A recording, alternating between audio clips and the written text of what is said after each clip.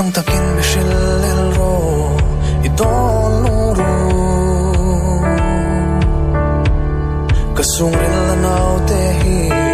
a chung muong thei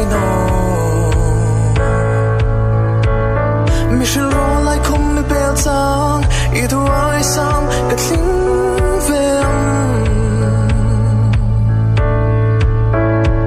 Lamkawiah darang ṭhung thaikawi biethu I beisei Tlangtakin hril rawh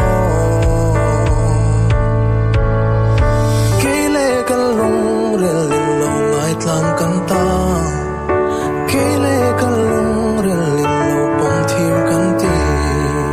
I duaisam kan tlingzo no khawma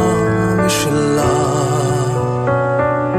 Keiin ka lungril lo thawidam ka ti